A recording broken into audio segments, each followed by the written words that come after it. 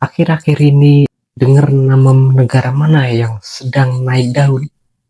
Bukan Korea, bukan Jepang, tapi jawabannya adalah Vietnam. Tapi lihat data ini guys, Vietnam skor PISA-nya cuman kalah dari Singapura di ASEAN. Pertumbuhan ekonominya gila, bahkan sejak pandemi kayak menaiki roket.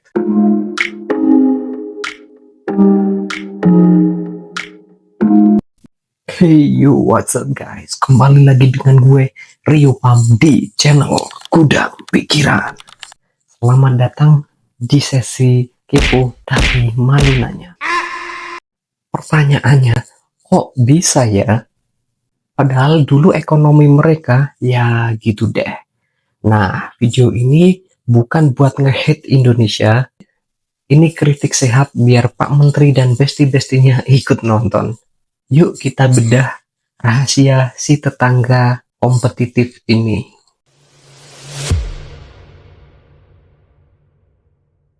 Oke, kita mulai dari segi ekonomi. Siapa yang paling cepat lari? Indonesia sering bangga dengan pertumbuhan 5% kita. Tapi coba lihat data Vietnam dalam 5 tahun terakhir, 2022 mereka terbang 8,02%. Sementara kita ya stabil aja gitu di 5%. Kayak hubungan yang gitu-gitu aja, terlalu monoton. Yang nggak maju dan juga nggak mundur. Aman sih, tapi ya gitu, nggak ada gregetnya gitu loh. Vietnam, walau GDP-nya lebih kecil, dia lincah banget. Kenapa bisa sukses?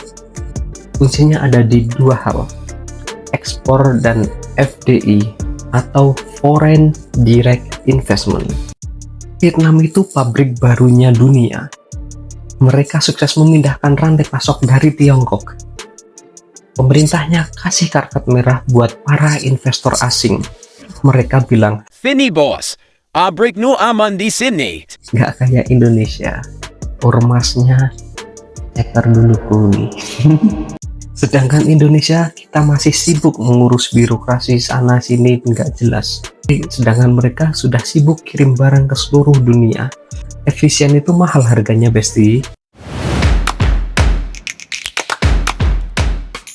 Ini bagian paling nyelkit. Skor PISA, Vietnam ada di peringkat 2 ASEAN. Indonesia jauh banget di belakang. Padahal PISA ini yang ngukur kemampuan nalar literasi dan sains siswa usia 15 tahun. Bukan kemampuan hafalan 10 nama pahlawan yang wajib kita hafal. Yang bikin makin salut, Vietnam itu nggak kaya-kaya banget kayak negara OECD lainnya. Mereka hancurkan mitos bahwa PISA tertinggi sama dengan GDP tinggi.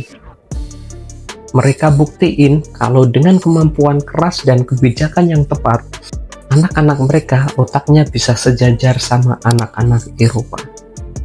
Lalu gimana dengan Indonesia? Kita masih sering dengar, PISA itu nggak penting, kan budaya kita beda.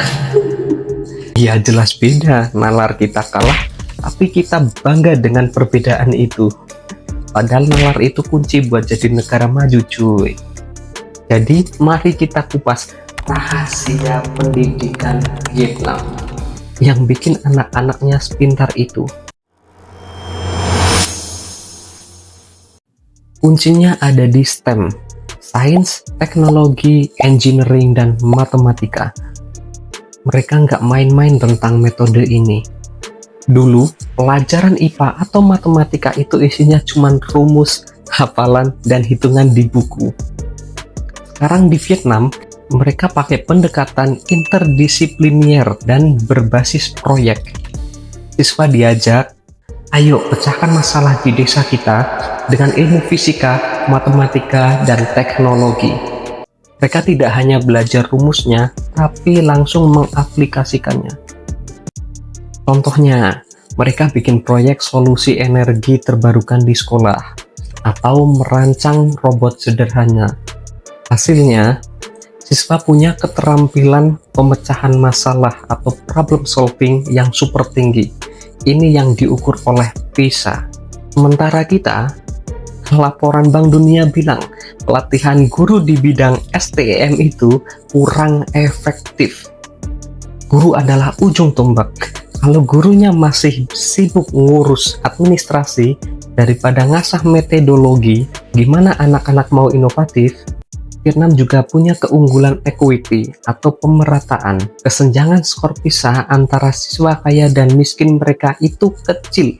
Artinya, kualitas pendidikan di desa dan di kota nggak jauh beda. Semua ini nggak mungkin terjadi tanpa kemauan politik dan konsistensi. Vietnam punya visi jangka panjang. Mereka tahu investasi di pendidikan itu panennya 10-15 tahun kemudian. Mereka tidak gonta-ganti kurikulum tiap ganti menteri. Mereka nggak main ganti menteri, ganti kurikulum. Coba bayangin, kurikulum kita aja kayak ganti baju tiap lebaran. Bingung kan gurunya? Kebudayaannya juga kuat. Orang tua di Vietnam menomorsatukan pendidikan. Pendidikan adalah tangga untuk mobilitas sosial. Ini menciptakan lingkungan belajar yang kompetitif dan suportif di rumah dan di sekolah. Vietnam membuktikan kalau fokus pemerintahnya jelas, investasinya efektif, dan kurikulumnya relevan, negara bisa loncat bahkan meroket. Jadi, intinya, kenapa Indonesia bisa kalah atau KO dari Vietnam? Faktor pertama, ekonomi. Kita kurang lincah untuk menarik FDI. Terlalu banyak birokrasi dan kurang efisien. Yang kedua, pendidikan atau PISA. Kita kalah di nalar dan kemampuan aplikasi ilmu STEM. Karena kurikulum yang masih berorientasi hafalan dan pelatihan guru yang belum optimal. Yang ketiga, konsistensi. Vietnam punya konsistensi kebijakan, sedangkan kita sering gonta-ganti strategi. Ini bukan buat bikin kita minder, tapi buat kejutan atau cambukan. Kita punya potensi besar, apalagi bonus demografi kita gila-gilaan.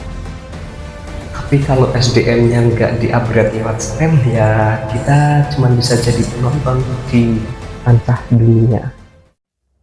Tujuan gue bikin video ini cuma satu, kritik sehat. Semoga Bapak atau Ibu Menteri Pendidikan, Ekonomi, dan seluruh birokrat yang sedang nonton video ini terinspirasi buat ikutan ngebut kayak Vietnam. Gimana menurut lo? Komen di bawah ya.